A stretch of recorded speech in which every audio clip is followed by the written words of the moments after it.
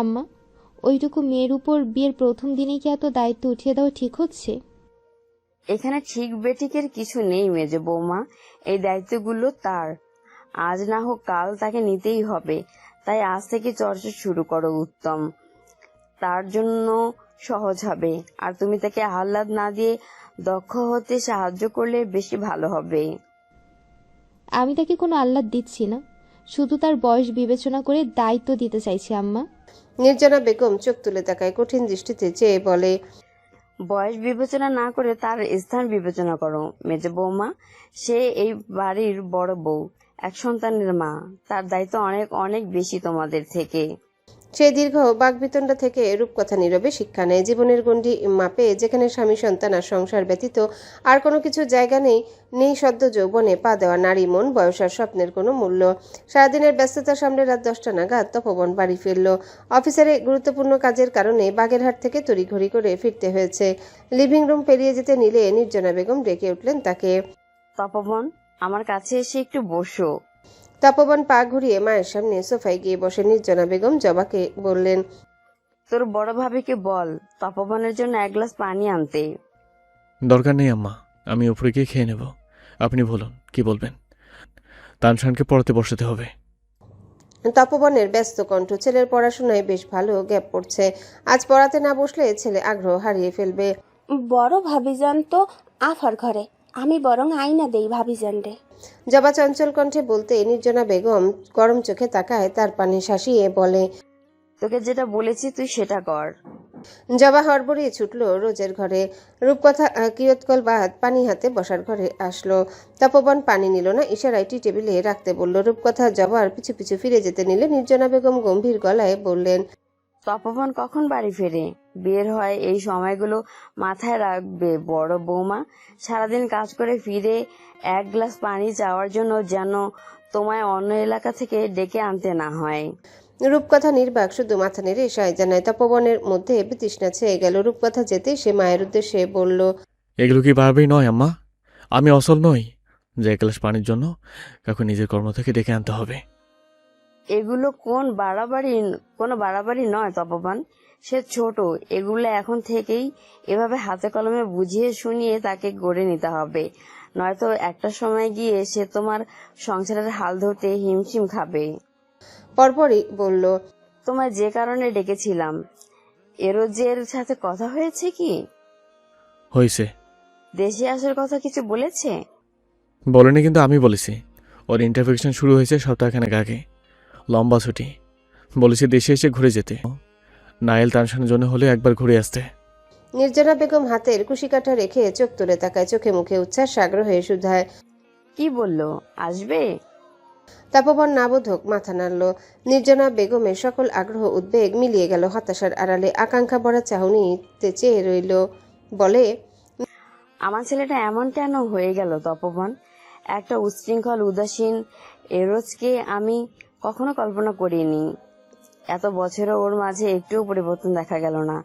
আমার কাছে একটা বার ফোন দিয়ে জিজ্ঞেস করে না, মা কেমন আছি? নির্জনা বেগমের কম্পিত কণ্ঠে তপবন নীরব থাকে, বলার মতো কিছু খুঁজে পায় না। কিয়ৎকল বাদ আশ্বস্ত করে বলল, আমি ওর সাথে আবার কথা বলবো আম্মা। নির্জনা বেগম মাথা নেড়ে সায় জানায়, একটু মায়ের সাথে এসে অন্তত দেখা করতে বলো, কত বছর হলো একটু ছুঁয়ে দেখি না।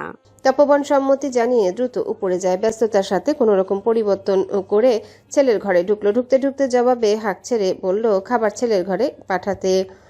তানশান সারাদিন পর বাবাকে দেখে স্মিত হাসলো। তপবন দ্রুত চেয়ার টেনে গম্ভীর গলায় বলে, তানশান দ্রুত ম্যাথ বের করো। দুদিনে যতটুকু গ্যাপ পড়েছে তা আজই মেটাতে হবে। পড়াশোনা তানশানের প্রাত্যহিক জীবনের একমাত্র প্রিয় বিষয় হওয়ায় পুরো দিনের মধ্যে বাবার সাথে পড়াশোনা করার এই সময়টুকু তানশানের খুব পছন্দের সময় হয়।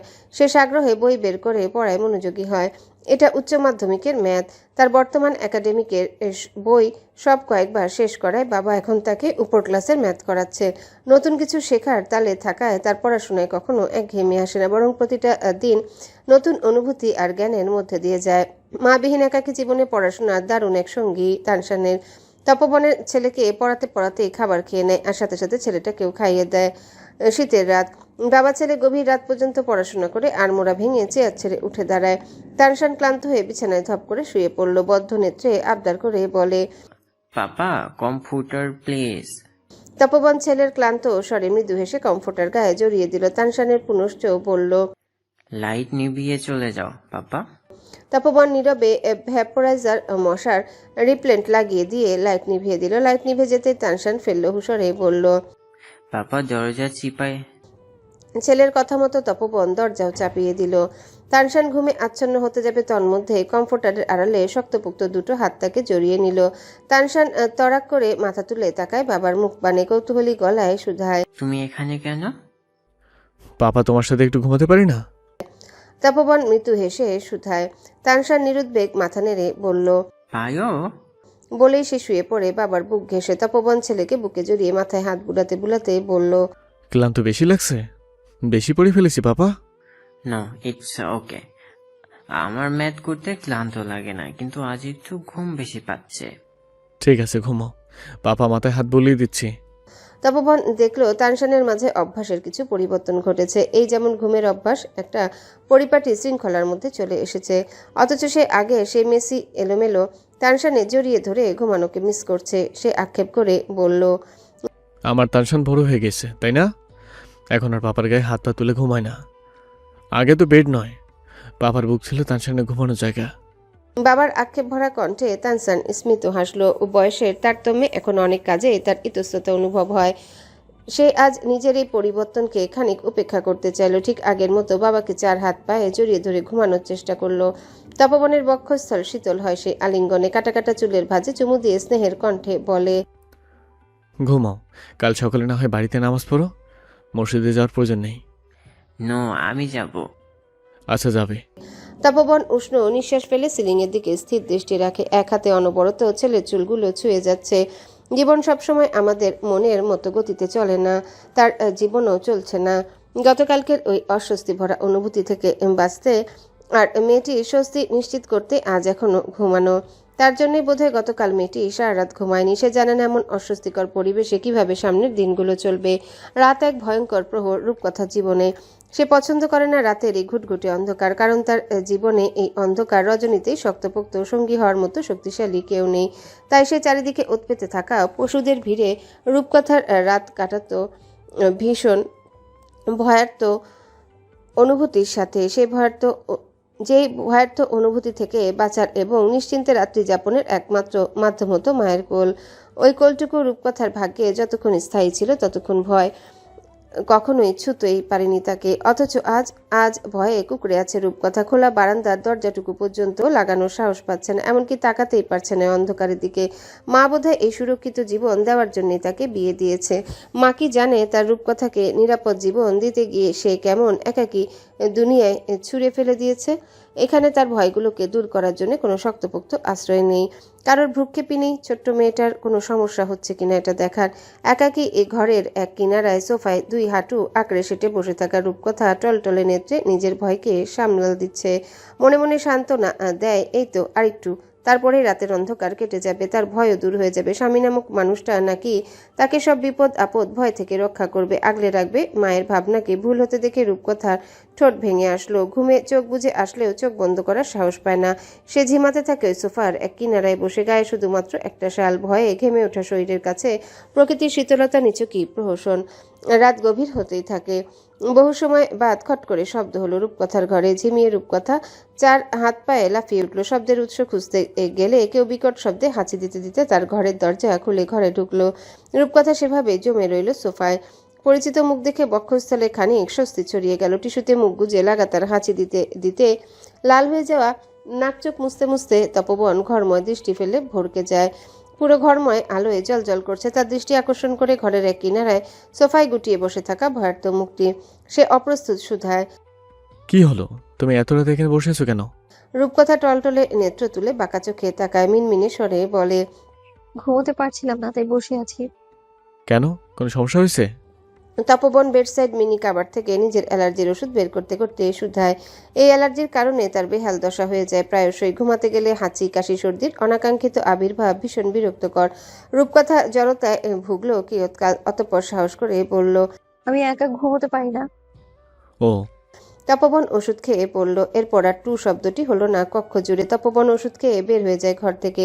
রূপকথার এবার ঠোঁট ভেঙে কান্না আসলো। এমন মানুষের ভরসায় কিনা আম্মা তার গোটা জীবনটা লিখে দিল, যার বিন্দুমাত্র খেয়াল কিংবা মনুষ্যত্ব কাজ করে না তার প্রতি। নীরব অশ্রু গড়াতে লাগলো। হয়তো এভাবেই বসে বসে জীবনের বাকি রাতগুলো কাটাতে হবে, অন্তত যতদিন ভয়কে না জয় করতে পারে। তবে তার সকল অবুঝ ধারণাকে ভ্রান্ত ধারণায় পরিণত করে দিয়ে মিনিট 3 বাদে তপবন আবার ঘরে ঢুকলো। রূপকথা দ্রুত চোখের পানি মুছে আর চোখে তাকায়। তপবন দরজা আটকে বারান্দার দরজা আটকাল। অতঃপর লাইট নিভিয়ে দিয়ে সোজা বিছানার এক কিনারে শুয়ে পড়ল। রূপকথা কিয়ৎকাল অবুজের মতো তাকিয়ে তাকিয়ে তার কার্যক্রম দেখল। কিয়ৎকাল বাদ অনুভব করলো তার এখন ভয় কম লাগছে। পুরো ঘরময় যখন একবারে শুনশান হয়ে গেল, তখন সে ধীর স্থির সোফা থেকে নেমে বিছানার কাছে এগিয়ে গেল। আজ আর বসে রাত কাটানোর ভুল ভাবনা মাথায় আনলো না, বরং জড়তা সমেত তপবনের অপর প্রান্তে বিছানার পাশ ঘেঁষে গুটিয়ে শুয়ে পড়ল। তপবন আধারে ধূসর দৃষ্টি নিক্ষেপ করে দীর্ঘশ্বাস বেরিয়ে আসে অন্তঃস্থল থেকে। ছেলের ঘড়িতে অ্যালার্ম দিয়ে এসেছে, নয়তো ফজর ওয়াক্তে উঠতে পারবে না। সে কাছে থাকলে তো আর অ্যালার্মের প্রয়োজন পড়ে না, কারণ তার আজানের সাথে সাথে ঘুম ভেঙে যায়। তবে এ যাত্রায় সে বুঝে নেয় তাকে এখন থেকে আরেকজনের মন বুঝে চলতে হবে। মনে পড়ে লোকমুখে শোনা ভীষণ তিক্ত বেদনাদায়ক এক সত্যের কথা। দুনিয়া থেকে যখন কোনো মানুষ চলে যায়, সে এমনভাবে চলে যায় যেন কখনো তার অস্তিত্বই ছিল না। তপবন আজ অনুভব করছে বাক্যটি ভীষণ বেদনাদায়ক সত্যতা বহন করে। অনাকাঙ্ক্ষিত বৈবাহিক জীবনে 2টো রাত পার করে ফেলেছে রূপকথা। এই বৈবাহিক জীবনের গণ্ডি ছিল রান্নাঘর, শাশুড়ির ঘর, শাশুড়ির আরোপিত এক একটা আদেশ মান্য করা, সংসারের খুঁটিনাটি বিষয়ে আত্মস্থ করা পর্যন্ত। এই 2টো দিনে শাশুড়ি তাকে পাশে বসিয়ে কানে কাছে তসবির মতো পাঠ করছে সংসারের প্রতি তার কত দায়িত্ব। সংসারের প্রতিটা বিষয়ে তাকে পূর্ণ মনোযোগী হতে হবে। সংসারে হাল ধরতে হবে স্বামীর ক্ষুদ্র ক্ষুদ্র কাজগুলোতে, যেন আর কাজের লোক না লাগে। আর রূপকথা নিরুত্তর মেনে নিয়েছে সেই সকল দায়িত্ব। তার জীবনের ভিত্তি এখন এই সংসার জুড়ে। নাকচ করবে কি করে? আর তার নাকচ শুনবেই বাকে, যেখানে সে পুরো মানুষটাই গুরুত্বহীন পরিস্থিতির শিকার। যে যা পারছে যেভাবে পারছে যুবতী মন মস্তিষ্ক চাওয়া পাওয়াকে পিষ্ট করে একের পর এক দায়িত্ব কাঁধে তুলে দিচ্ছে। বিছানায় ছড়িয়ে ছিটিয়ে রাখা স্বর্ণালঙ্কার থেকে একটা বড় জড়োহার সমেত চুরি, কানের দুলের বাক্স রূপকথার হাতে দেয় নির্জনা বেগম। এক পলক রূপকথা শুকনো মুখটির দিকে তাকিয়ে থমথমে মুখে পড়লেন, বিয়ের সময় তো বেশি কিছু দিতে পারেনি, এটা রাখো। আরো কিছু ছোট ছোট গহনা দিচ্ছি, সেগুলো সবসময় পরবে। হাত কান গলা কখনো খালি রাখবে না। রূপকথা মাথা নেড়ে সম্মতি জানায়। মৌনতা আর রোজ বিছানার এক কিনারায় আলাদাভাবে রাখা অলংকারগুলো নেড়েচেড়ে দেখছিল। তা দেখে নির্জনা বেগম সাবধানী কণ্ঠে বললেন, এগুলো যেন নষ্ট না হয়, আস্তে ধরো। মৌনতা মৃদু হাসলো শাশুড়ির কথায়। সে হাতের অলংকারটি রেখে দেয়। এগুলো তানশানের মায়ের অলংকার। নির্জনা বেগম খুব যত্নে সামনে রেখেছে, কাউকে ছুতে দেয় না। বাহিরে বাজি ফুটার শব্দ ভেসে আসছে। নির্জনা বেগম মৌনতাকে বললেন, মেজ বৌমা, নায়েল আর তানশানকে এখন ঘরে ডাকো, অনেক হয়েছে পিকনিক, পরে দেখা যাবে কোনো অঘটন ঘটে বসবে। বাজির শব্দে পুলকিত মাতোয়ারা রোজের মন। সে হাতের অলংকারগুলো রেখে মাকে অনুনয় করে বলল, আম্মা, আমি একটু বাইরে যাই তানছাদের কাছে। নির্জনা বেগম তীক্ষ্ণ দৃষ্টিতে তাকায় মেয়ের দিকে। তোমার সাহস দেখে আমি অবাক হচ্ছি রোজ। এই রাতে মেয়ে মানুষ হয়ে অতগুলো পুরুষের মাঝে যাওয়ার কথা তুমি মাথায় আনো কিভাবে? যত দিন যাচ্ছে মডার্নিজমের নামে তুমি উচ্ছনে যাচ্ছ। রোজ আহত দৃষ্টিতে তাকায় মায়ের দিকে, আহত কণ্ঠে বলে, এটা কি তোমার উচ্ছন্নে যাওয়া মনে হচ্ছে আম্মা? বাইরে সকলে বাজি ফুটাচ্ছে, আনন্দ করছে, আমি সেটা উপভোগ করতে চাইছি, কোনো পুরুষ মানুষকে দেখতে নয়। ওখানে কারা আছে তাতে আমার কি? আমি আমার মতো থাকলেই হলো। মুখে মুখে তর্ক করবে না রোজ। এমন করেই সকলকে বিপদগামী হচ্ছে। আনন্দ ফুর্তির নাম করে অশ্লীলতা ছড়াচ্ছে যুবক যুবতীদের মাঝে। নির্জনা বেগম থমকে উঠল। রোজ রাগে লাল হয়ে যায়। সবাইকে এক কাতারে ফেলবে না আম্মা, সবাই এক হয় না। রাগান্বিত স্বরে বলেই রোজ উগ্রচিত্তে কোলের উপরে রাখা বালিশটা ছুঁড়ে মেরে বেরিয়ে যায় কক্ষ থেকে। বালিশটা গিয়ে কক্ষের কিনারে স্ট্যান্ডের উপর থাকা ফ্লাওয়ার ভাসটির গায়ে লাগে। ফলশ্রুতিতে ফ্লাওয়ার ভাসটি মাটিতে পড়ে ভেঙে যায়। নির্জনা বেগম ক্ষিপ্ত কণ্ঠে চেঁচিয়ে উঠলেন এহেন কাণ্ডে, দেখেছো কত বড় বেয়াদব হয়েছে ও? মেয়ে মানুষের এত রাগ ভালো না। আর আমার ঘরের ছেলেরা তাদের বোনকে মাথায় চড়িয়ে চড়িয়ে এমন উচ্ছৃঙ্খল তৈরি করেছে। এর পরেও বলো ওকে পড়াতে? পড়াশোনা করে হাতির 5 পা দেখে বসলে তাকে দিয়ে আর স্বামী সন্তান সংসার হবে না। মৌনতা রূপকথা নির্বাক শ্রোতা হয়ে দেখে যায় মা মেরুদণ্ড। মৌনতা এসবের সাথে আগে থেকে পরিচিত হলেও রূপকথা অপরিচিত। তবে এতটুকু বুঝতে পেরেছে একবিংশ শতাব্দীতে এসেও নির্জনা বেগম আধুনিক চিন্তাধারা এড়িয়ে চলা একজন মানুষ। পড়াশোনা এই শব্দটির উপস্থিতির রূপকথার জীবনে আরও দৃঢ়ভাবে শঙ্কাজনক হতে লাগলো। যতই দিন বাড়ছে পড়াশোনার প্রতি আগ্রহ দিন দিন তৃষ্ণার্ত হয়ে পড়ছে রূপকথা। পড়াশোনা তার জন্য দুর্লভ হয়ে যাচ্ছে বলেই কি এত তৃষ্ণা? মৌনতা শাশুড়িকে নম্র কণ্ঠে বলল। ও কষ্ট পেয়েছে আম্মা, আপনি রেগে যাবেন না। বাইরে সকলে এত আনন্দ করছে যে কারোর ইচ্ছে করবে আনন্দে সামিল হতে? হ্যাঁ হ্যাঁ, যে কারোর ইচ্ছে তো করবেই। অপসংস্কৃতিতে মানুষ বেশি আগ্রহী যে। তোমাদের মনেও আবার এমন কোনো ইচ্ছে থাকছে নাকি? জাগলে এখনই সেটা গলা চেপে মেরে ফেলো আর স্বামী সংসারের প্রতি মনোযোগী হও। নির্জনা বেগমের ক্ষিপ্ত কণ্ঠে মৌনতা ম্লান হেসে নাবোধক মাথা নাড়ে।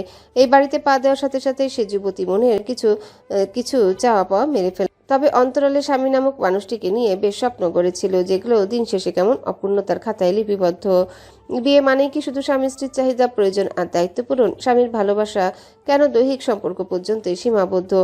বিয়ে করো, স্বামীর প্রয়োজন পূরণ করো, বাচ্চা উৎপাদন করো, সংসারের প্রয়োজনীয়তা পূরণ করাই কি সংসার জীবন? নাকি সংসার কাজ চাপে একে অপরের হাতে হাত ধরে কোনো এক নির্জনে বসে সুখ দুঃখ বিনিময় করাও স্বামী স্ত্রীর ভালোবাসার মাঝে পড়ে? সাজবেলায় স্ত্রী সন্তানকে নিয়ে হাঁটতে যাওয়া কেন স্বামী স্ত্রীর ভালোবাসার মাঝে পড়ে না? কারণ ব্যতীত মানুষটার সাথে ফোনে ঘন্টার পর ঘন্টা কথা হয় না? এক বুক হাহাকার মিশ্রিত প্রশ্ন মৌনতার অন্তরালে। আসলে কি এগুলো স্বামী স্ত্রীর ভালোবাসার মধ্যে খুঁজে পাওয়া যায় না? নাকি শুধু মৌনতার ক্ষেত্রে অদ্ভুত বৈবাহিক জীবন? উপন্যাস, টেলিভিশনে তো বৈবাহিক সম্পর্ক কত সুন্দর, তবে তার বৈবাহিক সম্পর্ক এমন কেন? এই জীবনের সকল চাওয়া পাওয়ার স্বপ্ন সে এই স্বামী আর তার সংসারের জন্য ত্যাগ করেছে। এই সংসার স্বামী তার জন্য অনেক মূল্যবান। মেজ বৌমা, তোমার কি কিছু প্রয়োজন? মৌনতার স্থবিরতা ভাঙল শাশুড়ির প্রশ্নে। মিহিস্বরে শুধায়। কি আম্মা? গহনা?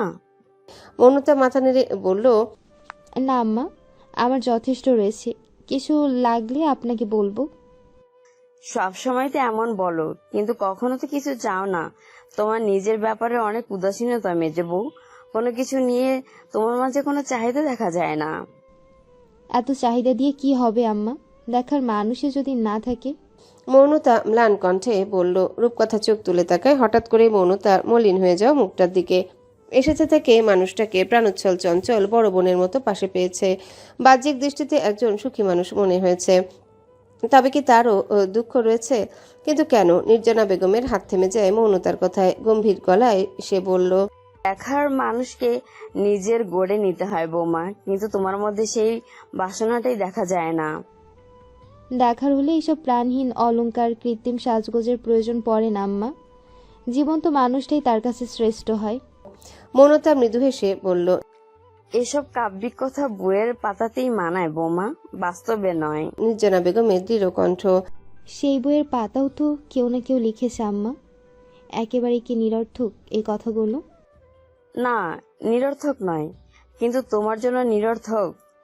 তাই ওগুলো মাথায় রাখলে তোমায় বারংবার আশাহত হতে হবে। এজন্যই আমি বলি এসব কথা কানে তুলবে না। এতক্ষণে ঠিক কথা বলেছেন আম্মা, এগুলো আমার জন্য নিরর্থক। মৌনতা একগাল হেসে বলল, অথচ দৃষ্টি তার টলমলে। রূপকথা যেন হঠাৎ করে অনুভব করতে পারল এই হাসি খুশি মানুষটি দুঃখে জর্জরিত। সে ম্লান দৃষ্টিতে তাকিয়ে রইল মুখ শক্ত করে তাকিয়ে থাকা মৌনতার দিকে। ওই তো এক ফোঁটা শিশির বিন্দুর ন্যায় অশ্রু পড়ল বলে রূপকথার অন্তঃস্থলে খামচে ধরল। নিজে দুঃখ লালন করলেও অন্যের দুঃখে তার বুক পড়ে। নিজের হাতটি আলতো করে মৌনতার হাতের উপর রাখলো। মৌনতা মৃদু হকচকায় অত্যাধিক ঠান্ডা স্পর্শে। সে তড়িৎ চোখের পানি মুছে রূপকথার দিকে তাকায়। রূপকথার হাতটা নিজের দু হাতের মাঝে নিয়ে চিন্তিত কণ্ঠে বলে, তোমার হাতে এত ঠান্ডা কেন কথা? এই চাদরে তোমার শীত মানছে না তাই না?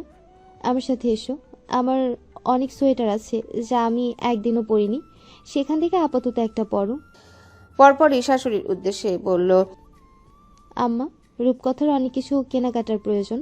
নির্জনা বেগম মাথা নেড়ে সায় জানিয়ে বললেন, তপন আসলে আমি বলবো। আপাতত তুমি একটা সোয়েটার দাও। আমার শীত করছে না ভাবি। রূপকথা মিহিসরে বলল।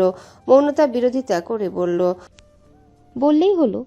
তোমার হাত কি পরিমাণ ঠান্ডা হয়ে আছে, চলো আমার সাথে। মৌনতা রূপকথাকে টেনে উপরে নিয়ে যায়। উপর থেকে অনেকক্ষণ পর নামে রূপকথা। খাবার ঘরে গিয়ে নিজের জন্য এক গ্লাস পানি ঢেলে নিতে কেউ কি প্রগতিতে এসে তার পা জড়িয়ে ধরল। আদুরে গলায় বলল, বলো মাম্মা, পানি, আমায় পানি দাও। রূপকথা মৃদু হেসে নায়েলের দিকে তাকায়। পানির গ্লাসটা এগিয়ে দিয়ে তাকে দু হাতে তুলে চেয়ারে বসিয়ে দিয়ে বলল, এখানে বসে পানি পান করো। নাইল হাঁপাতে হাঁপাতে পানি পান করে। অনেক ছুটাছুটি করেছে ভাইজানের সাথে। তানশান নাইলকে ডাকতে ডাকতে খাবার ঘরে আসে। রূপকথার সাথে চোখে চোখ পড়তেই তানশান সন্তর্পণে নিজের দৃষ্টি সরিয়ে নেয়, সেখানেই দাঁড়িয়ে থাকে। সেও পানি পান করার জন্য এসেছে। নাইলের পানি পান করা শেষ হতে সে প্রফুল্ল হেসে ভাইজানকে বলল, আমি ফার্স্ট ভাইজান। তুমি দৌড়ে এসেছো নয়েল, আর দৌড়ে আসলে আমিও ফার্স্ট হতাম। তোমায় বারণ করেছে কে? নাইল মুখ বাঁকিয়ে বলল।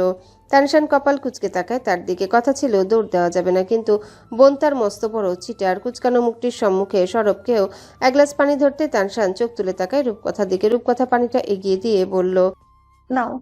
তানশান এক পলক গ্লাসটার দিকে তাকিয়ে গ্লাসটা হাতে তুলে নেয়। সেভাবে দাঁড়িয়ে পানির গ্লাস মুখে নিতে নিলে পুনশ্চ রূপকথার কণ্ঠ ভেসে আসে, বসে পানি পান করতে হয়। তানশান থতমত খাওয়া দৃষ্টিতে তাকায় রূপকথার। এটা তার একটা বদ অভ্যাস। বাবা সবসময় তাকে এর জন্য বকে। সে চেয়ার টেনে বসে পুরো পানি শেষ করে বেরিয়ে যায় খাবার ঘর থেকে। আজ 31। এই দিনে এক নতুন প্রারম্ভের আনন্দে শহর জুড়ে আলোকিত। কোনায় কোনায় প্রফুল্লতা বিরাজমান। শিকদার বাড়ির জন্য এই দিনটি খুব বিশেষ এবং আনন্দময়। তপবন্ধের পাশাপাশি দুটো প্লটে দুটো বাড়ি, একটা 3 তলা বিশিষ্ট যেখানে তারা নিজেরা থাকে, আরেকটা 5 তলা বিশিষ্ট যেটা সম্পূর্ণ ভাড়া দেওয়া। পাশের প্লটে এই দিনে বিশাল পিকনিকের আয়োজন হয় চারিপাশে অনেক পরিবার মিলে। শিকদার বাড়িও প্রতি বছর যুক্ত হয় পিকনিকে। নায়েল আর তানশান সন্ধ্যা থেকে সেখানেই ছিল। রাত বাড়তে তপবন হাত ভর্তি উপহার নিয়ে সরোবরে ঢোকে। তার সাথে ঢোকে তকদির সাহেব। তবে মৌনতার দৃষ্টিতে ব্যাকুলতা দেখা যায় ইমরোজকে না দেখে। মানুষটা আজ আসার কথা ছিল, বলেছিল রাতের মধ্যে এসে পড়বে। মৌনতা ফোন দিল তাকে, কিন্তু ফোন বন্ধ পাওয়া যাচ্ছে। সে নিজেকে সামলে নিল, হয়তো পথে আছে। তকদির শিকদার ফ্রেশ হয়ে এসে সোফায় বসতে বসতে হাস্যোজ্জ্বল কণ্ঠে বলল, কই কি উপহার এনেছো আমার জন্য, দাও। তপবন বাবার হাতে একটা পাঞ্জাবি সেট তুলে দেয়। তকদির শিকদার আর সানন্দে সেটি খুলে দেখতে লাগলো। তারা চিন্তা নেই এই পরিবারটির জন্য। সে জানে তপবন দক্ষ হাতে সামলে নেবে তার পরিবারটিকে এবং পরিবারের খুশিকে। তপবন একে একে সকলকে উপহার দেয়।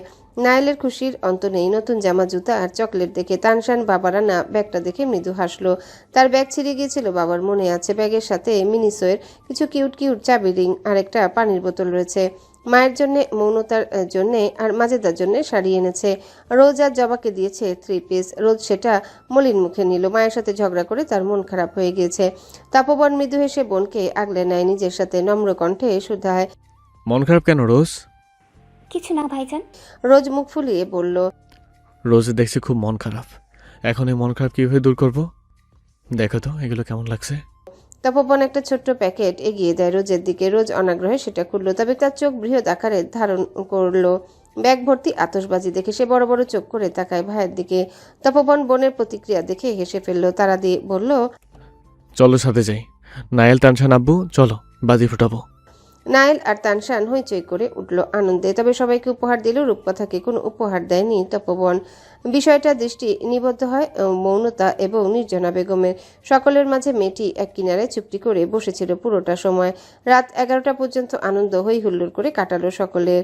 অতঃপর খাওয়া দাওয়া করে সকলে যে যার ঘরে চলে গেল। মৌনতাকে উপরে যেতে দেখে নির্জনা বেগম তাকে পিছু ডাকলো।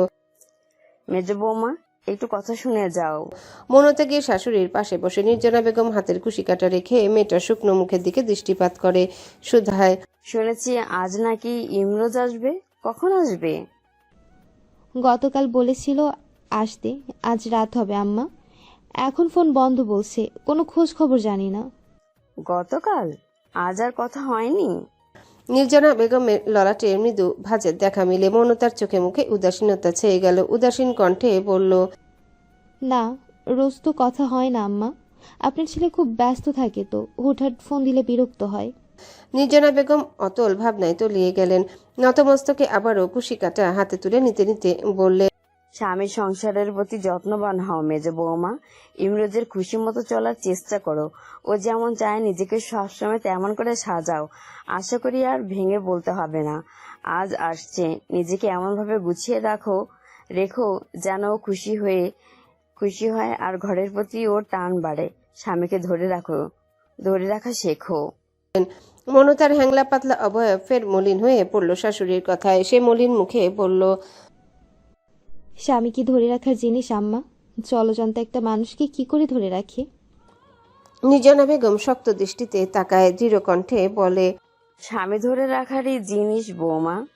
প্রতিটা স্ত্রীর দায়িত্ব স্বামীর প্রতি সবসময় সহানুভূতিশীল, দায়িত্ববান থাকা। ধরে রাখার এই যুগে থেকে যাওয়ার মানুষ বা খুব ভাগ্যের ব্যাপার, তাই না আম্মা? নির্জনা বেগমের মুখ চুপসে গেল। দুর্ভাগ্য যাই হোক না কেন, তোমার সেই বিষয়ে এখন মাথা ঘামানো উচিত নয় বৌমা। কারণ তোমার ভাগ্য এখন ইমরোজ। তাই কিভাবে তাকে আঁকড়ে ধরে আজীবন বাঁচতে পারো সেই চিন্তা করো। মৌনতার টলটলে নেত্র। সে তো সব ছেড়ে ছুড়ে এই স্বামী সংসারকেই তার পৃথিবী বানিয়ে নিয়েছে।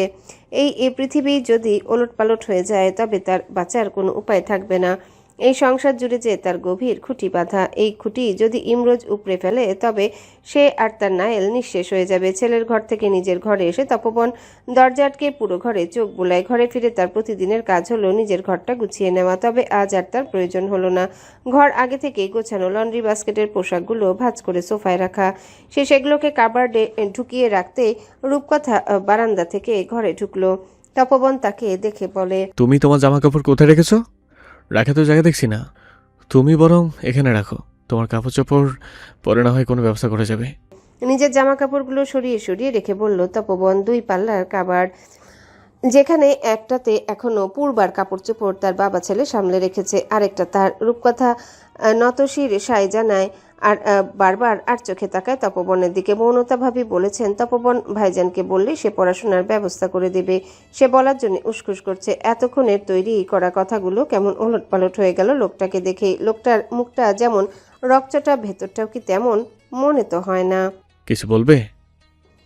ভাবনায় বিভোর রূপকথা আচমকা তপবনের কণ্ঠে হকচকায়। অপ্রস্তুত ঘন ঘন নাবোধক মাথা নেড়ে বলল, না।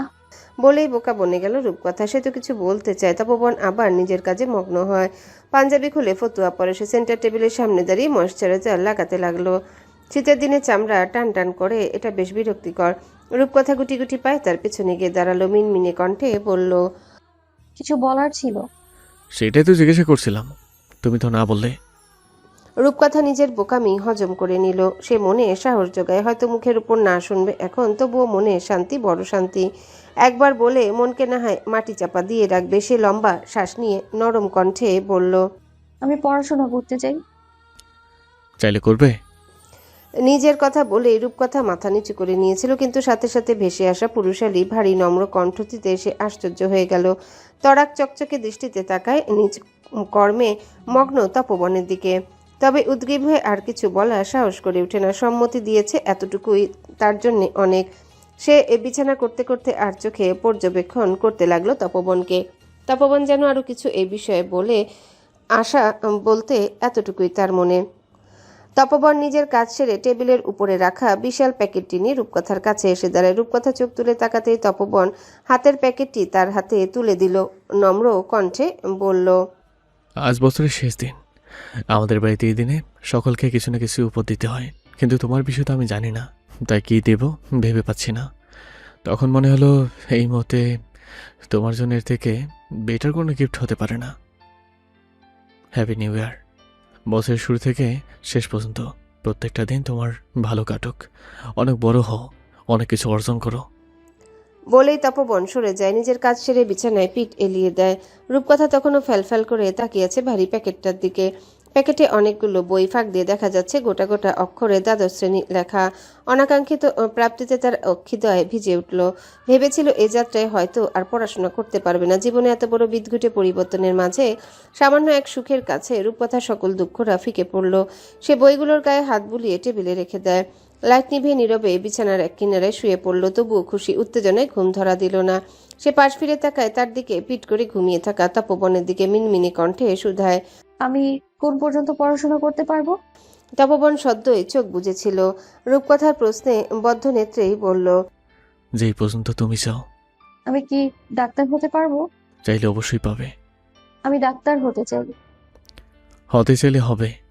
তপবনের নির্ভেজাল শান্ত স্বাভাবিক কণ্ঠে রূপকথার মুখে হাসি ফুটে উঠল। সে বোকাশোকা কণ্ঠে বলল, হয়তো অনেক খরচ হবে, কিন্তু আমি যখন ডক্টর হব তখন আপনার সব টাকা আপনাকে দিয়ে দেব।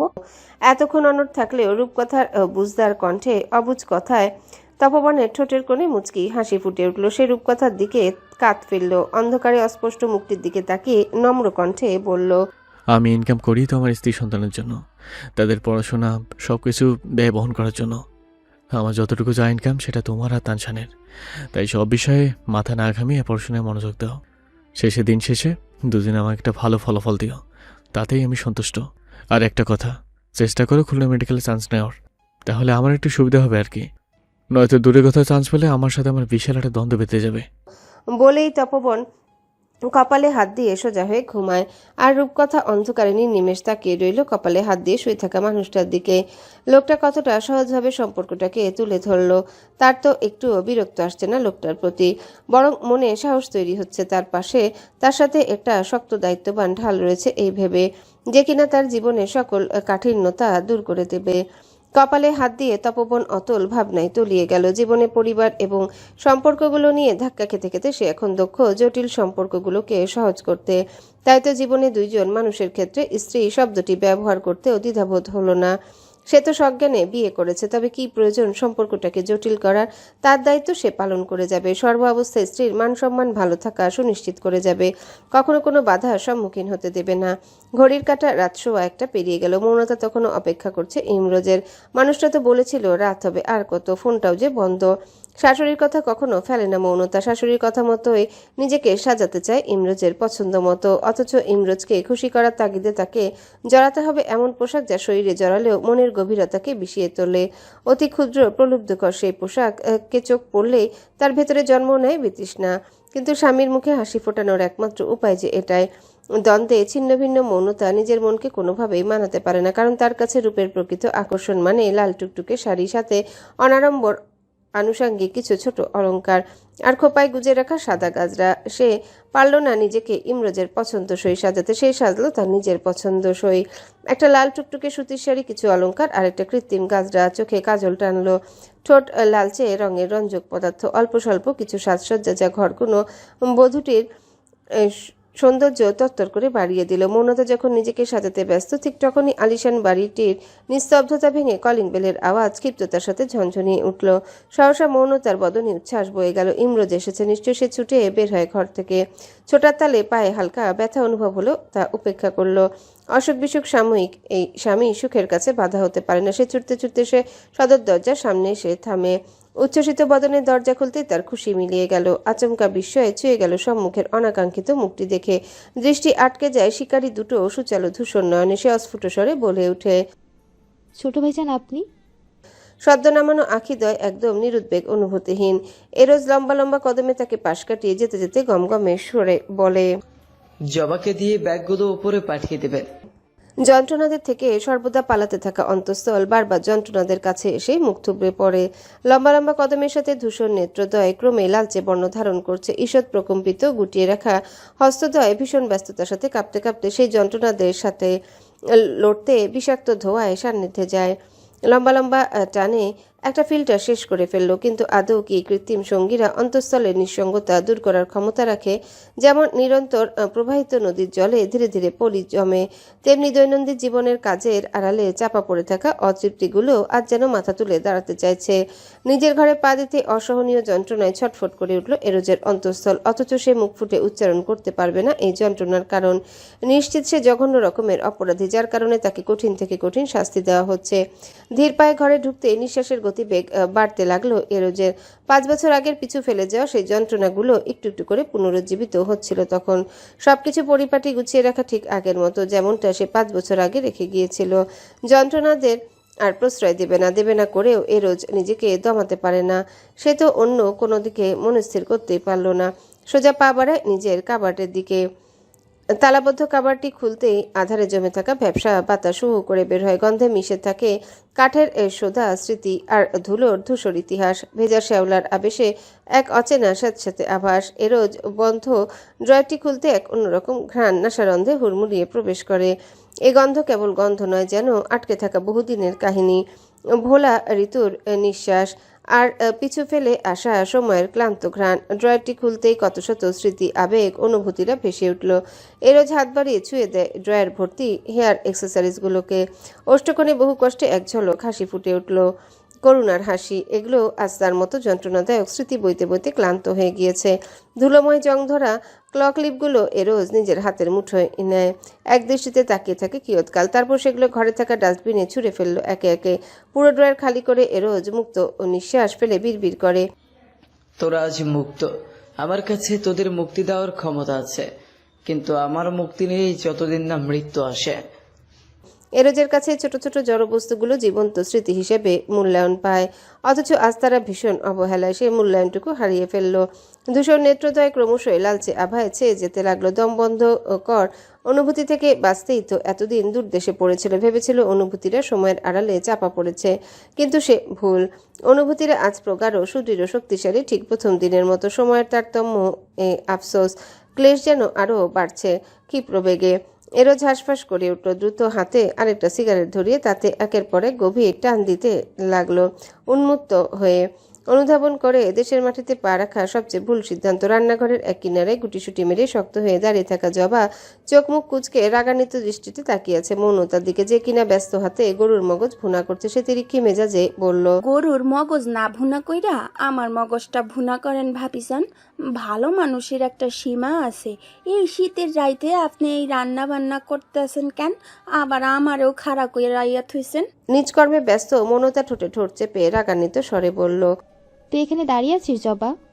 সদর দরজার সামনে রাখা ব্যাগগুলো উপরে নিয়ে যা। আইসে কেডা? মাইজা ভাবিজান? হে আইলে তো আর আপনি এই হাতে থাকতেন না।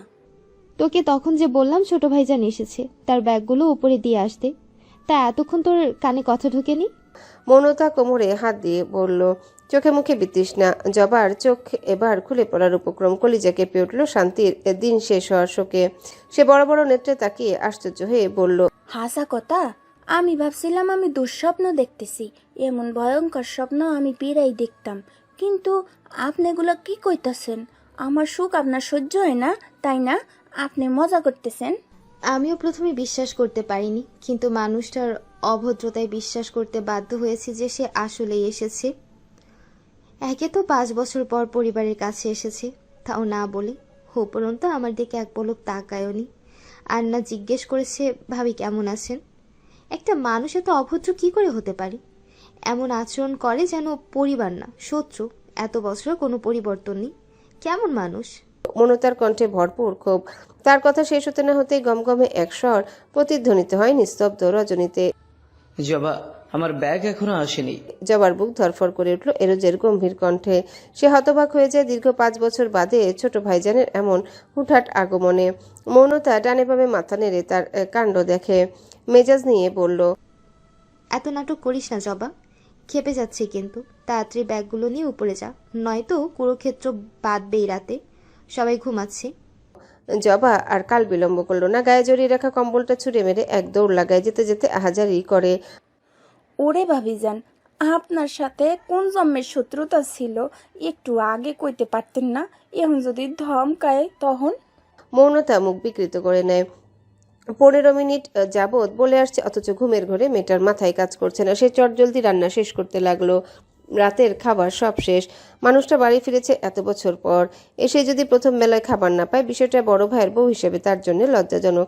তাই তো শরীরের ক্লান্তি ভুলে রান্না করতে বসেছে। শাশুড়ির মুখে বহুবার শুনেছে তার ছোট ছেলে গরুর মগজ কতটা পছন্দ করে। সে স্বল্প সময়ে গরুর মগজ আর গরম ভাত রান্না করার সিদ্ধান্ত নিল। পরপর 3টা লাগেজ টেনে উপরে তুলতে জবার কোমরের হাড় মরমর করে উঠল ব্যথায়। সে এরোজের ঘরের দরজার সম্মুখে দাঁড়িয়ে উকিঝুঁকি দিতে লাগলো। সহসা ওয়াশরুম থেকে কেউ ধূপধাপ শব্দ করে বের হয়। ভেজা দেহে কোমরে শুধু একটা তাওয়েল পেঁচানো এরোজকে দেখে জবার শীত আরো 3 গুণ বেড়ে গেল। জবা চোখ বড় বড় হয়ে যায়। হাতের পুরনো শ্যাম্পুর বোতলটা এরোজ মেঝেতে ছুঁড়ে মারতে এরোজ ক্ষিপ্ত কণ্ঠে বিড়বিড় করছে, পুরনো শ্যাম্পু এখনো বাথরুমে সাজিয়ে রেখেছে। বলতে বলতে এরোজের চোখ যায় জবার দিকে। জবা কলিজা কেঁপে উঠল। সেই ক্রূর ক্ষিপ্ত চাহনিতে নিশ্চিত মাতাল অবস্থায় আছে, নয়তো 4 বছর পর বাড়ি ফিরে কেউ এমনভাবে তাকায়। সে ভুবন ভুলানো হাসি দিয়ে বলল, ছোট ভাইজান ভালো আছেন? এরোজ ভালো মন্দ কোনো জবাব তো দিলই না, বরং চাপা আক্রোশে গর্জে উঠে শুধায়, 5 বছর পুরনো শ্যাম্পু এখনো এখানে কি করছে? পুরো ঘর পরিষ্কার অথচ এতটুকু কারো চোখে বাঁধেনি। ঘরও তো ঠিকমতো পরিষ্কার না জবা। সারাদিন বসে কি করিস বাড়িতে? হ্যাঁ, সারাদিন শুধু গল্প গুজব আর ধেই ধেই করে নাচা, তাই না? জবার মুখটা শুকিয়ে কাঠ হয়ে গেল। তার চোখে তো সব চকচকি লাগছে। প্রতি সপ্তাহে পুরো বাড়ি পরিষ্কার করে।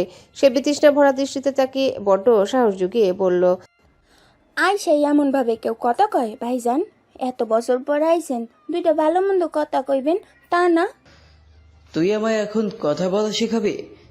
এরোজ তেড়ে আসে তার দিকে। এরোজ গর্জে উঠতে জয়া ভয়ে সিটিয়ে গেল দরজার সাথে। ভয়াল দেহে মিনমিনে স্বরে অনুনয় করে বলে, ভাইজান সেতি যাইয়েন না, একটু আস্তে কথা কন। এমন হাউ কাউ কইরা কি দরকার আছে? আমি তো কানে ভালোই শুনি। এই হাতের একটা থপ্পড় খেলে এই কানে ভালো খারাপ আর কিছুই শুনবি না জবা। আমি কিভাবে কথা বলবো সেটা তুই শিখাবি। তোর কথার কি ধরন? এই অশুদ্ধ ভাষায় কথা বলা কবে বন্ধ করবি তুই? হ্যাঁ? এরোজ ফের গর্জে উঠে। জবার কলিজা যায় যায় করে উঠল। নিজের পছন্দের অভ্যাস নিয়ে প্রশ্ন উঠতে সে মিনমিন করে আর্তনাদ করে উঠে। ওরা মোর মাতৃভাষা কাইরা নিতে চায়। ক্ষিপ্ত এরোজ ভড়কে যায় এহেন কথায়। চোখের তেজ কমে আসে। অপ্রস্তুত নিজেকে কোনো স্বৈরাচার মনে হয়। কি বললি? দুইটা পয়সার জন্য কাজ কইরা খাই দেখা কি এখন মায়ের ভাষাটাও ত্যাগ করতে হইব? জবা মিনমিনে স্বরে বলল। এরোজের ক্ষিপ্রতা কমে যায়। জবার দিকে ক্রুদ্ধ দৃষ্টি ফেলে নিজের কাঙ্ক্ষিত লাগেজ ঘরে ঢুকিয়ে মুখের উপর দরজা আটকে দেয়। জবা বদ্ধ দরজার দিকে তাকিয়ে কয়েকশো গালি দিয়ে পা বাড়ায় রান্নাঘরের দিকে। এই বাড়িতে কেউ তার সাথে এমন খারাপ ব্যবহার করে না। আজ থেকে কাজ করছে। সে মুখ কালো করে রান্নাঘরে ঢুকতেই মৌনতা শুধায়, কি হলো? মুখের এমন দশা কেন? বকা দিয়েছেন নাকি? জবা আশকারা পেতেই খলবলিয়ে উঠল। বলে কি জানেন, আমি নাকি কোনো কাজ করি না, সারাদিন গল্প গুজব করি আর ধেই ধেই কইরা নাচি। আর আমার কাজগুলো কি উনি আইসা কইরা দিয়ে যায়?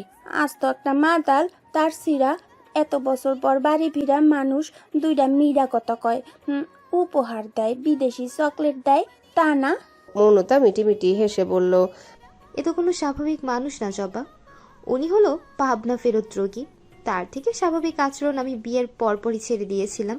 বলেই মৌনতা খিলখিলিয়ে হেসে উঠল নিজের বুদ্ধিমানের মতো কাজে। জবা মুখ পাকায় পর মুহূর্তে উদ্গ্রীব হয়ে শুধায়, ভাবি যান 3টা লাগেজে কি আনছে?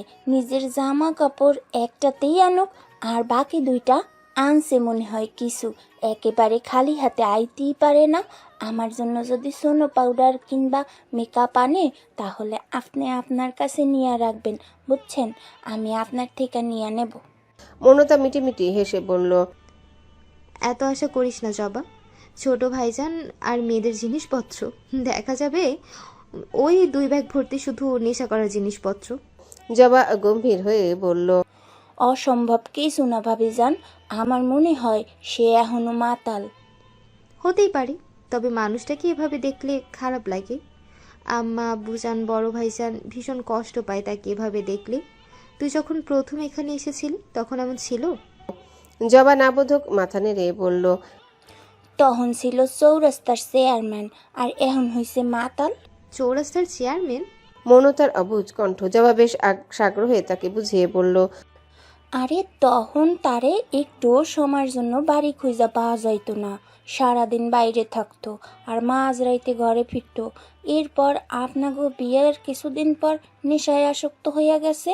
আমার মনে হয় আগে থেকেই নেশা করতো, নয়তো মাঝরাত পর্যন্ত বাইরে কি করতো? বাসার মানুষ কিছু বলতো না? রোজ রোজ ঝামেলা করতো চাচাই আর তপন ভাইজান।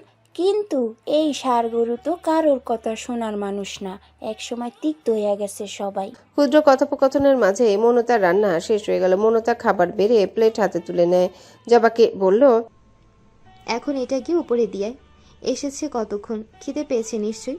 এই রাতে ডাইনিং রুমে এসে একা একা খাওয়ার প্রয়োজন নেই। জবার কলিজা আবারও কেঁপে উঠল এহেন অসংলগ্ন কথায়। সে তেতে উঠল, আমি জীবিত আছি আপনার ভালো লাগে না তাই না? আপনি এই রাইতে আমারে যা করতে কইবেন আমি সব করব, কিন্তু ওই দুয়ারে আমি আর যাব না। না মানে না। আমার পায়ে ব্যথা বাড়ছে ইদানিং জবা। এই নিয়ে উপরে ওঠা আর নিচে নামা আমার পক্ষে সম্ভব না। যা, কথা বাড়াস না। একবার একটু কষ্ট করেন ভাবিজান, আমি আর কোনোদিন কিচ্ছু বলবো না, কিন্তু ওই জল্লাদের মুখে একলা আমি যাইতে পারবো না। জবা অনুনয় করে বলল। মৌনতা দীর্ঘশ্বাস ফেলে পা বাড়ায় যেতে যেতে বলল, পুরো রান্নাঘর পরিষ্কার করে রাখবি। একদম চকচকে চকচকে করে রাখবো, আপনি চিন্তা করেন না। জবা হাঁফ ছেড়ে বলল। মৌনতা ধীর পায়ে হেঁটে হেঁটে উপরে যায়। ইদানিং পায়ের ব্যথা বেশ উৎপীড়ন করছে। সে এরোজের দরজা পর্যন্ত এগিয়ে যেতে দেখলো এরোজ ঘর থেকে বের হয়ে করিডোরের বাম দিকে পা বাড়িয়েছে। সে পিছু ডাকলো। ছোট ভাইজান, আপনার জন্য খাবার এনেছি। এরোজ পা না থামিয়ে জবাব দেয়, খিদে নেই? খেয়ে এসেছেন? আপনার পছন্দের গরুর মগজ রান্না করেছিলাম। মৌনতা গলা উঁচিয়ে বলল। এরোজের আর সারা শব্দ পাওয়া গেল না। সে তানসানের ঘরে ঢুকে গিয়েছে। মৌনতা রেগে গেল এহেন আচরণে। এই শীতের রাতে ঘুম বাদ দিয়ে কষ্ট করে রান্না করাটাই ভুল হয়ে গিয়েছে। সব জায়গায় যেচে দায়িত্ব পালন করতে নেই, এটা আরেকবার অনুধাবন করলো সে শাশুড়ির অবর্তমানের দায়িত্বটুকু পালন করতে চেয়েছিল। শাশুড়ি জেগে থাকলে নিশ্চিত ঘর মাতিয়ে তুলত, খাবার টেবিলে ভরিয়ে দিত ছোট ছেলের জন্যে। কেউ যেন তার উপর প্রশ্ন না তুলতে পারে তার জন্যে রান্না করেছিল। সে মনে মনে ঠিক করলো এরপর থেকে দায়িত্ব পালনে অবহেলা করবে। এতে যদি কেউ বলে বড় ভাইয়ের বউ খারাপ, তবে সে খারাপ। মৌনতা ফোঁস করতে করতে নিচে চলে যায়। সদ্য পুনরুজ্জীবিত যন্ত্রণাগুলোকে দূর করার জন্য মরি হয়ে ওঠা এরোজ আজ আর তৎক্ষণাৎ কোনো নেশাদ্রব্যের সান্নিধ্যে গেল না, বরং খুঁজে নেয় আরেক প্রশান্ত। অন্ধকারাচ্ছন্ন ঘরে প্রবেশ করতে আবছালে অস্পষ্ট দেখা যায় এক অবয়ব। এরোজ টলটল নেত্রে আপাদমস্তক পর্যবেক্ষণ করে, হাত বাড়িয়ে ছুঁয়ে দেয় কমফোর্টারের আড়ালে থাকা ঘুমন্ত মানুষটাকে। বড্ড স্নেহের সাথে বিড়বিড় করে আওড়ায়, আমার তানচান কত বড় হয়ে গিয়েছে, ছোট পাপার সমান হয়ে গিয়েছে। সে কাল বিলম্ব না করে ধীরে স্থির কমফোর্টারের আড়ালে ঢুকে গেল। শক্ত হাতে বুকে আগলে নেয় ঘুমন্ত ছেলেটিকে। চুলের গোছায় ঠোঁট ছুঁয়ে রাখে দীর্ঘক্ষণ। ছেলেটার নবজাতক থেকে শৈশবের সাথে সে ওতপ্রোতভাবে জড়িত। কতদিন নাকে কাপড় বেঁধে ডাইপার চেঞ্জ করেছে। যখন মায়ের জন্য আর্তনাদ করতো তখন পুরো খুলনা বাইকে করে ঘুরে বেড়াতো। আর তানসান ভুলে যেত মায়ের কথা। সর্বদা শৌখিন চাপা স্বভাবের ছেলেটি বড় হওয়ার সাথে সাথেই ব্যক্তিসত্তার ভীষণ পরিবর্তন ঘটে। খুব জড়াজড়ি তার পছন্দ নয়, কিন্তু মাঝরাতে এই গভীর আলিঙ্গনে তার মধ্যে কোনোরূপ বিরক্তি দেখা গেল না। তানসান বন্ধনেত্রে ঘুম জড়ানো কণ্ঠে বিড়বিড় করে, পাপা। এরোজ তার গালে চুমু দিয়ে বলে, না ছোট পাপা। তানসান ঘুমের মধ্যে বিশাল এক দীর্ঘশ্বাস ফেলল আর বলল, ও আমি স্বপ্ন দেখছি। এরোজ হেসে ফেলল। সে ফেলে যাওয়া ছোট্ট তানসান আর নেই। সে নিজের আর ভাইয়ের অবিকল ছেলেটাকে এত বছর পর বুকে পেয়ে আপ্লুত। স্নেহের সাথে বলল, আফসোস এটা তোমার স্বপ্ন নয় তানচান। Happy new year prince. ছোট papa miss you a lot. দীর্ঘ ভারী কণ্ঠের সংলাপে তানসানের ঘুম হুড়মুড়িয়ে পালায়। সে তরাক চোখ মেরে তাকাতেই ছোটখাটো এক বিস্ফোরণ করল। সে অবিশ্বাস্য কণ্ঠে শুধায়, ছোট পাপা। শেষ। এরোজ প্রগাঢ় হেসে বলল। তানসান অনতিবিলম্বে উল্লাসে ফেটে পড়ল। প্রবল বেগে ঝাঁপিয়ে পড়ে তার গলা জড়িয়ে ধরল, হড়বড়িয়ে বলল, ছোট পাপা তুমি কখন এসেছো? আমি কি সত্যি দেখছি? এরোজ নীরবে তার মাথায় হাত বুলাতে লাগলো। কিছুটা পল দুজন নীরবে অনুভব করে। তানসানের ঘুম চলে গেল। সে উঠতে গেলে এরোজ তাকে হাতের আজলায় আগলে নিয়ে আবদার করে বলল, এখন লাফালাফি করার কোনো প্রয়োজন নেই তানসান, এখন ঘুমাও। ছোট পাপা ভীষণ ক্লান্ত। তানসান ভদ্র ছেলের মতো পুনরায় চাচার বুকে লেপটে গেল। এরোজ তাকে আদুরে হাতে জড়িয়ে নিতে নিতে আক্ষেপ করে বলল, বুকের নিচে রেখে যাওয়া ছোট্ট তানসান দেখি চাচার ঘাড় ছুঁয়ে যাচ্ছে উচ্চতায়। আমি এখন আদর করব কি করে? তানসান মলিন হাসে প্রত্যুত্তর করে না। চাচার উষ্ণতায় কখন যে তানসান ঘুমিয়ে গেল খেয়ালই হলো না। কিন্তু এরোজ ঘুমাতে পারল না। তবে সে খুব প্রয়াস করে ঘুমানোর। পা থেকে মাথা পর্যন্ত শীত নিবারণকারী সাদা একটা রামপার পরিহিতা নায়েল সদ্য ঘুম থেকে উঠে জড়ানো চোখ ডলতে ডলতে গুটি গুটি পায়ে ভাইজানের ঘরে ঢুকলো। দ্বিধাহীন কদমে কমফোর্টার মুড়ি দিয়ে বিছানায় গুটিয়ে শুয়ে থাকা ভাইজানের উপরে গিয়ে হাত পা ছড়িয়ে শুয়ে পড়ল। জড়ানো কণ্ঠে ডেকে উঠে, ভাইজান ওঠো, সকাল হয়ে গিয়েছে। ভাইজান নড়েচড়ে উঠলেও কোনো রূপ সারা শব্দ পাওয়া গেল না। নায়েল এবার ভাইজানের গা থেকে নেমে পা গুটিয়ে তার পাশে বসে আর লাগাতার ডাকতে শুরু করে, ভাইজান ওঠো, সকাল হয়ে গিয়েছে। তুমি তো দেখছি ব্যাড বয় হয়ে গিয়েছো, ওঠো। লাগাতার এমন ডাকাডাকিতে কমফোর্টারের আড়লে থাকা মানুষটা নড়ে চড়ে উঠে আর মোড়া ভাঙল। নায়েল চমকে গেল গুটিয়ে থাকা ভাইজান সোজা হতে। সে অবাক চোখে ভাইজানকে দেখতে দেখতে বলে, একই রাতের মধ্যে ভাইজান বলো হয়ে গিয়েছে কি করে? রাতে কি বনভিটা খেয়েছে? নায়েল ভাইজানের পেট চাপড়ে বলল। লাগাতার এমন হটকারিতায় এরোজ প্রচুর বিরক্তি সমেত চোখের উপর থেকে কমফোর্টারটা সরাতে মুখের উপর ভেসে ওঠে হ্যাংলা পাতলা ফর্সা ছোট্ট আদল। এরোজ ভরকে যায় অতি নিকটে ছোট্ট একটা কৌতূহলী মুখ দেখে। নায়েল চোখ মুখ কুচকে তাকায়। ভাইজানের চোখ তো ঠিকই আছে, এটা তো ভাইজান, কিন্তু এত লম্বা হয়ে গেল কি করে? সে ফের পেট চাপড়ে বলল, ভাইজান ওঠো, তুমি এত লম্বা হয়ে গেলে কি করে? আমায়ও বলো, আমিও লম্বা হব। ঘুম জড়ানো অচল মস্তিষ্কে এরোজ কপাল কুচকে মেয়েটাকে অবলোকন করে বিরক্তি নিয়ে শুধায়, কে তুমি? ভারী গম্ভীর রুক্ষ কণ্ঠে এবার নায়েল ভয়ে চুপসে গেল। এ তো ভাইজান নয়। সে এবার টেনে এরোজের মুখের উপর থেকে কমফোর্টার সরাতে চেঁচিয়ে উঠল, আমার ভাইজান কোথায়? তুমি কে? টোল, বালিতে টোল ঢুকেছে, ভাইজানকে নিয়ে গেছে। মাম্মা, বালিতে টোল এসেছে, মাম্মা। নায়েল ভয়ার্ত কণ্ঠে চেঁচাতে চেঁচাতে বিছানা থেকে নেমে ছুটে বের হয়ে গেল ঘর থেকে। এরোজ তখনও বিভ্রান্ত চোখে দরজার পানে তাকিয়ে আছে। কোনো প্রকার নেশাদ্রব্যের সান্নিধ্যে না থাকায় খুব বড্ড পাতলা। সে কপাল কুচকে বিছানা ছেড়ে নেমে যায়। তানশানকে ঘরময় খুঁজে পেল না। লম্বা লম্বা পায়ে ঘর থেকে বেরোতেই দেখলো সেই পিচ্চি মেয়েটা রেলিং আঁকড়ে ধরে সবাইকে ডাকছে আর বলছে, বালিতে চোল ঢুকেছে, ভাইজানের মতো দেখতে চোল। মৌনতা ছুটে এসে নায়েলকে কোলে তুলে নিল। শটান হয়ে দাঁড়িয়ে থাকা এরোজের দিকে তাকিয়ে বোকাশোকা কণ্ঠে বলল, দুঃখিত ভাইজান, আসলে ও হয়তো আপনাকে চিনতে পারেনি। মৌনতা এক ছুটে নায়েলকে নিয়ে পালায়। মেয়েটার উপর চিৎকার চেঁচামেচি করেনি, এটা শুক্রিয়া আদায় করতে করতে এরোজ সেদিকে এক পলক তাকিয়ে নিজের ঘরে ঢুকে গেল। বেডসাইড টেবিলের উপর রাখা নিজের ফোনটা হাতে তুলে নিয়ে গ্যালারিতে ঢুকে গ্যালারি ঘেটে একটা অস্পষ্ট ছবি বের করলো। নিগুড়ো চোখে পর্যবেক্ষণ করলো সেই ছবিটা। মেলাতে চেষ্টা করলো সদ্য দেখা মেয়েটিকে। ছবিতে ছোট্ট নায়েল কপাল কুচকে তাকিয়ে আছে। এটা তানশান তাকে পাঠিয়েছিল। ছবি থেকে বাস্তবতা দ্বিগুণ সুন্দর। চোল চকলেট পাঠানো সেই ছোট বাবা। নায়েলের কৌতূহলী কণ্ঠ নেত্রদয় বৃহৎ আকার ধারণ করেছে। হ্যাঁ, ওটা তোমার ছোট পাপা। সে কিন্তু ভীষণ ডাকি, একটু দুষ্টু করা যাবে না তার সাথে, তাহলে কিন্তু বকা দেবে। তার থেকে দূরে থাকবে।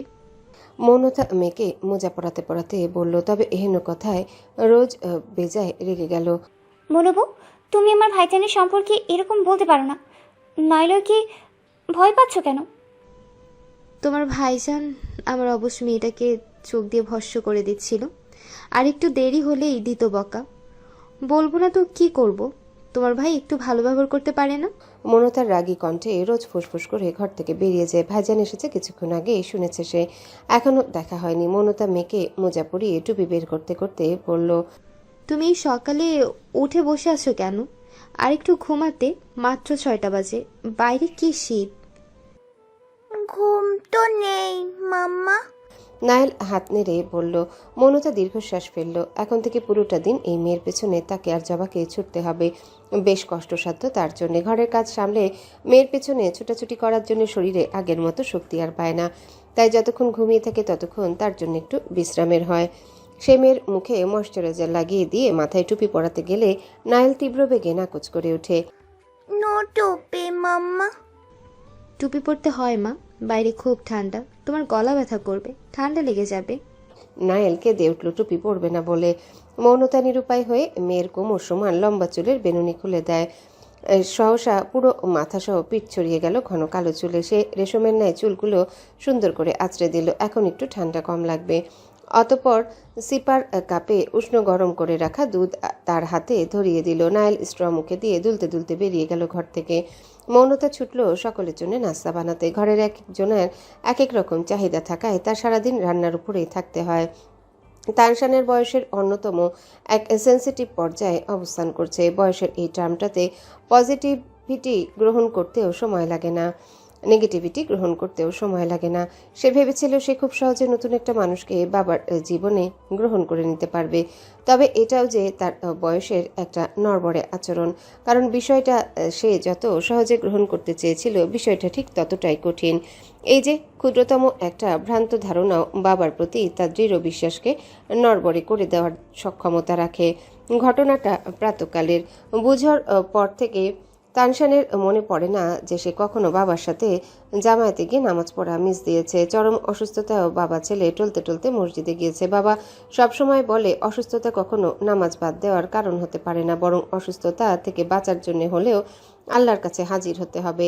তবে এর জন্যে আরও একটা বিশেষ কারণ রয়েছে। বাবার ভাষ্যমতে কেউ ভীষণ অপেক্ষায় থাকে যেন তারা বাবা ছেলে প্রতিদিন আল্লাহর সান্নিধ্যে হাজির হয়, আর সেই মানুষটা হলো তার মাম্মা।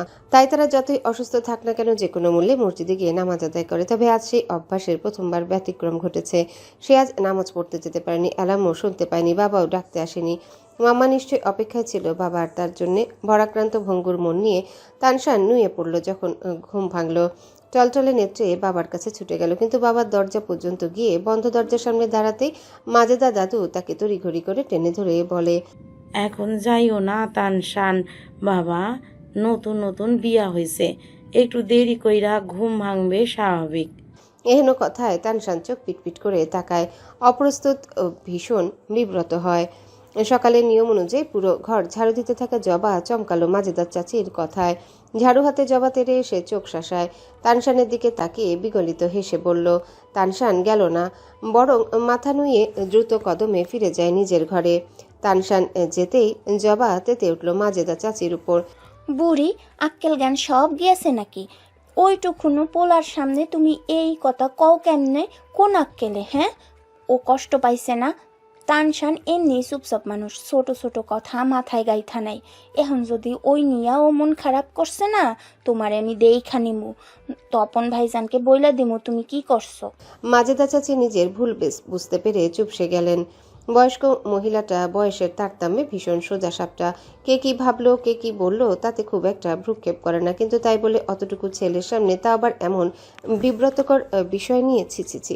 জবা নিজ মনে আহাজারি করতে লাগলো। সকাল 8টা। মুখের উপর তোয়ালে চেপে রাখা তপবন অজস্র বাড়ির মতো ফের বিকট শব্দে হাঁচি দিল। হাঁচির সাথে কাশি সর্দি একটার সাথে আরেকটা ফ্রি। অ্যালার্জির দরুন প্রায়শই রাতে তার নাস্তানাবুদ অবস্থা হয়, আর এটা বেশি বারে ঘুমাতে গেলে। টলটলে লালচে চোখ মুখের উপর থেকে তপবন তোয়াল সরিয়ে সদ্য বেজে ওঠা ফোনটা হাতে নেয়। রিসেন্ট যে ক্লায়েন্টের কাজ করছে তার ফোন। মেজাজ খানিক চলে যায়। এমনিতেই ঘুম ভাঙার পর থেকে মেজাজ ঠিক যাচ্ছে না, মাথাটা ব্যথায় ছিঁড়ে যাওয়ার উপক্রম। মাঝরাতে যখন হাঁচি দিতে দিতে বেহাল দশা, তখন ঔষধ খেয়েছে। ফলশ্রুতিতে ঘুম কখন যে গাঢ় হয়ে গিয়েছে বুঝতে পারেনি। চোখ যখন খুলেছে তখন সকাল 7টা। নামাজ মিস হয়ে গেছে, আর এটাই তার মেজাজ খারাপের কারণ।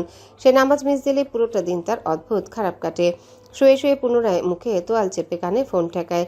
সালাম দিতে অপর প্রান্ত থেকে অসন্তোষজনক বার্তা শোনা গেল। সে তৎক্ষণাৎ উঠে বসে উদ্বিগ্ন কণ্ঠে শুধায়, ইমরোজ আপনাকে কোনো সাইড হ্যান্ড ওভার কিংবা ফাইনাল পেমেন্টের স্টেটমেন্ট দিয়ে আসেনি? অপর প্রান্ত থেকে কি বলল শোনা গেল না। তপবন শারীরিক দুর্গতি সামলে বিক্ষিপ্ত মেজাজে উচ্চারণ করে, হট রাবিশ! ইমরোজ আপনাকে কোনো ফাইনাল স্টেটমেন্ট না দিয়ে চলে এসেছে কিভাবে? কিন্তু ও তো বাড়িতে আসেনি। নাকে টিস্যু চেপে আরেকটা বিকট শব্দে হাঁচি দিয়ে তপবন অধৈর্য হয়ে পড়ল। আচ্ছা, আপনি চিন্তা করবেন না খান সাহেব, আপাতত আমার কাছে ফাইনাল স্টেটমেন্টের যে কপিগুলো আছে তা আপনাকে পাঠাচ্ছি, আর ইমরোজ আসলে সাথে সাথে আপনার কাছে আসল পেপারগুলো পৌঁছে যাবে। ফোন কেটে তপবন তোয়ালে ছুঁড়ে ফেলে তড়িঘড়ি করে চেঞ্জিং রুমে ঢুকলো। মিনিটের মাঝে চেঞ্জ করে বের হতে ভেসে আসলো সতর্ক একটা কণ্ঠ। এতক্ষণ ধরে মূর্তির মতো চুপটি করে দাঁড়িয়ে থাকা মেয়েটি মিনমিনে সতর্ক কণ্ঠে বলল, চা করে দেব? মাথা ব্যথা সর্দিতে টলটলে নেত্র তুলে এতক্ষণ বাদ তাকায় মেয়েটার পানে। রূপকথার সেই চাহনিতে মিইয়ে গেল। গতকাল লোকটিকে যতটা নরম মনে হয়েছিল এখন ঠিক ততটাই ভয়ঙ্কর লাগছে।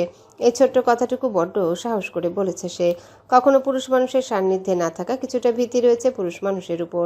কখন তারা বদলে যায়, মানুষের বদলে যাওয়া রূপ যে ভয়ঙ্কর হয়। সে ভেবেছিল কোনো রাগ ব্যবহারের শিকার হবে, কিন্তু তেমন কিছুই ঘটল না। তপবন ঘড়ি আর মানিব্যাগ তুলে নিতে নিতে ভারী কণ্ঠে বলল, প্রয়োজন নেই, আমি বাইরে খেয়ে নেব। বলেই সে দ্রুত কদমে ঘর থেকে বের হয়। এই দীর্ঘ কর্মজীবনে স্বচ্ছতা তার একমাত্র অমূল্য সম্পদ। আজ পর্যন্ত কেউ বলতে পারবে না তপবন শিকদারের দ্বারা কোনো প্রকার অসৎ কাজ হয়েছে কিংবা কারোর সাথে লেনদেন ঝামেলা হয়েছে।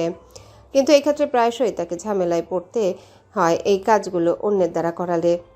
ইদানিং ইমরোজের কাজে অনেক গাফিলতি দেখা যায়, যার কারণে তার মাথা হেট হয়। বের হয়ে পথিমধ্যে ছেলেকে খুঁজলো, কিন্তু ছেলেকে ঘরে পেল না। এদিকে নিজের স্বচ্ছতা ধরে রাখার ভীষণ তারা। ক্লায়েন্টের কাছে সকল স্টেটমেন্ট পাঠিয়ে তাকে ঠান্ডা করে মূল লক্ষ্য। সে নিচে নামার জন্য উদ্যত হলে তার দৃষ্টি আকর্ষণ করে বহু বছর ধরে মানবহীন থাকা বদ্ধ ঘরটি। সিঁড়ি বেয়ে ওঠা মৌনতা বড় ভাসুরকে দেখে শুধায়, ভাইজান চা দেবো? তপবন তার দিকে দৃষ্টি ফেলে শুধায়। এই রোজের ঘর পরিষ্কার করেছ মন? মৌনতা মৃদু হেসে বলল, না ভাইজান, ছোট ভাইজান এসেছে। তপবন অবিশ্বাস্য চোখে তাকালো। হ্যালো বন্ধুরা, পরবর্তী পার্ট খুব তাড়াতাড়ি আসবে, তো সবাই অপেক্ষায় থাকো। আর চ্যানেলটি যারা এখনো সাবস্ক্রাইব করোনি তারা পরবর্তী পার্ট দেখার জন্য চ্যানেলটি সাবস্ক্রাইব করে রেখো। ধন্যবাদ সবাইকে, আমাদের সাথেই থেকো।